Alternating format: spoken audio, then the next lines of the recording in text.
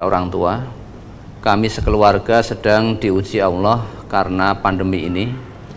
Usaha ayah sudah tidak berjalan lagi dan harus berganti dengan usaha lain. Dan usaha yang lain ini tidak seperti usaha yang sebelumnya, yang dulu serba kecukupan, sehingga saya memilih melanjutkan sekolah di luar kota, di boarding school. Meskipun biaya sekolah saya mahal. Dulu ayah saya mampu membayarnya, namun sekarang sejak pandemi, ayah merasa berat dan biaya sekolah menunggak sampai beberapa bulan. Ingin rasanya saya pindah sekolah saja ke sekolah yang biayanya lebih ringan. Tapi ayah bilang sudah tanggung jawabnya dan sebentar lagi lulus. Tetapi saya merasa berdosa sekali. Untuk itu mohon nasihatnya. Bersyukurlah kamu punya orang tua yang seperti itu. Ya, bersyukur orang tua tidak pernah mengeluh, meski saat ini terdampak secara ekonomi karena COVID-19, karena pandemi ini. Namun orang tua, bapak kamu masih begitu yakin, tetap yakin, istiqomah, yakin kepada Allah bahwa Ar-Razzaq itu Allah. Tetap berusaha semaksimalnya dan yakin yang maha pemberi rezeki adalah Allah. Sekalipun kamu minta pindah dari sekolah yang katanya tadi mahal, pengen pindah ke sekolah yang lebih murah, wong sama-sama masih daring. Kalau tadi mahal karena di boarding school, harus ada asrama di situ, sehingga biayanya lebih mahal. Nah, saat ini semuanya daring, sehingga kamu pengen pindah karena kasihan melihat orang tua genteyongan ya, mencari nafkah untuk bisa membiayai sekolah anaknya. Dan tadi dikatakan sampai nunggak sekian bulan. Namun ayahnya tetap optimis, punya keyakinan kepada Allah bahwa nanti satu saat Allah yang akan memberikan. Bersyukurlah punya ayah yang bertakwa kepada Allah. Ketika sebelum pandemi mendapatkan kenikmatan, dimampukan usahanya oleh Allah, ayah kamu bersyukur. Bersyukur dengan cara salah satu syukurnya menggunakan harta yang Allah titipkan kepada ayahmu untuk membiayai pendidikanmu di boarding school yang di situ berbasis Islami. Ke boarding school, di boarding school itu kamu pendidikan akhlakmu menjadi terjaga, diawasi 24 jam. Karena kalau di sekolah biasa, ya, sekolah itu kalau diawasi ya kalau pas di sekolahan saja. Dan itu pun guru-guru biasanya ngawasinya kalau pas ngajar di kelas, pas jam ngajar saja. Kalau sudah selesai ya sudah. Apalagi sekarang ini banyak guru yang masa bodoh terkait pendidikan akhlak siswa-siswinya. Mengapa? Karena kalau guru ngelek ke muridnya yang kebetulan nakal, melanggar aturan Allah, ya, ngelek ke itu anaknya lapor orang tuanya lapor kepada pihak yang berwajib, kemudian gurunya dipanggil, dihukum. Sehingga guru sekarang wis seperti air mengalir begitu saja. Wis pokoknya jam ngajar, perkara akhlaknya anak didiknya misuh-misuh, mbok iki mbok padu, mbok ini terserah. Lah engko nek tak elekke tak jewer sithik wae, nanti saya dilaporkan dan saya dipanggil. Sehingga guru banyak yang begitu. Bukan berarti gurunya tidak baik, tidak care pada akhlak anak didiknya.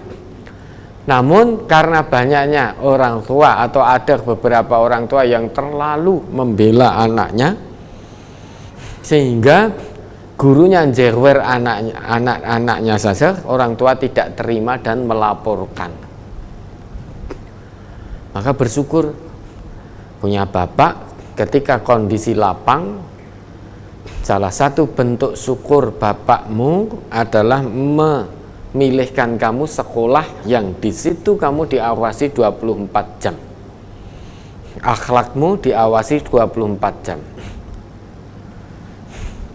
Ya, menggunakan sebagian harta yang Allah titipkan untuk membiayai sekolahmu di tempat pendidikan yang diawasi akhlaknya 24 jam. Setelah pandemi, qadarullah, usahanya tidak seperti dulu, sulit. Dan insya Allah bukan hanya kamu saja yang terdampak, banyak saudara-saudara kita yang terdampak secara ekonomi karena pandemi ini. Meski demikian, kamu juga harus bersyukur, ternyata dianugerahi oleh Allah, dihadirkan oleh Allah di tengah-tengahmu seorang bapak yang bisa bersabar di tengah kondisi yang serba sulit.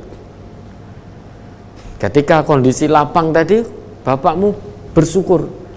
Sekarang kondisinya sulit, ternyata Allah hadirkan seorang bapak yang bisa bersabar. Terbukti ketika kamu merasa bersalah, kamu minta kepada bapak untuk pindah sekolah, kasihan kepada bapaknya. Ternyata bapaknya bersabar. Wes tidak, nduk. Tetap kamu di situ, bapak yang akan mengusahakan.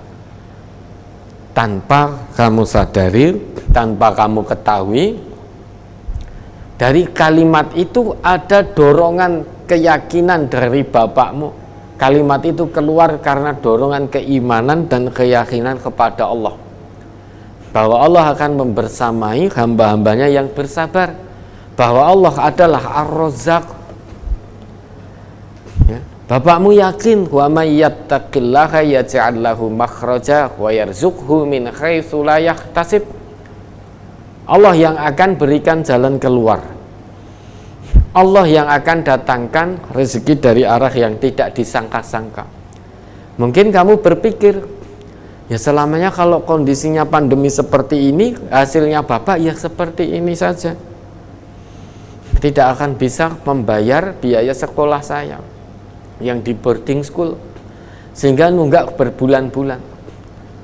Nah, bisa jadi Allah nanti memberikan rezeki datangnya dari arah yang tidak disangka-sangka karena ketakwaan bapakmu kepada Allah. Bisa jadi nanti dari pihak sekolah memberikan ya keringanan biaya, mungkin 50%, 60%, 70%. Atau bisa jadi pihak sekolah digerakkan oleh Allah untuk menggratiskan biayamu. Siapa yang tahu? Allah yang maha mengetahui. Nah, maka bersyukur punya bapak di kondisi lapang bisa syukur, di kondisi sulit bisa sabar. Dah kewajibanmu sekarang taat, ya, bakti kepada orang tua. Tidak usah mikir neko-neko. Apa yang menjadi nasihat orang tuamu, kalau tidak pindah, ya jangan pindah. Jangan dicanda-candai dewe. Sudah bismillah, orang tuamu yakin pada Allah, kamu juga harus yakin pada Allah. Tanamkan keyakinan itu dalam hati kita bahwa Ar-Razzaq itu Allah, yang maha pemberi jalan keluar dari arah yang tidak disangka-sangka. Itu hanya Allah, bukan dari usaha. Usaha itu hanya ikhtiar insani. Sekuat apapun kita usaha, kalau Allah tidak menggerakkan hati pembeli, ya usaha kita tidak akan maju. Maka ikhtiar insani dijalankan, ikhtiar ilahinya juga dimaksimalkan. Maka kalau bapakmu sudah yakin kepada Allah, maka kamu juga harus mengimbangi, harus yakin juga kepada Allah. Ibarat kita bertepuk tangan, tepuk tangan itu kan dengan dua ini.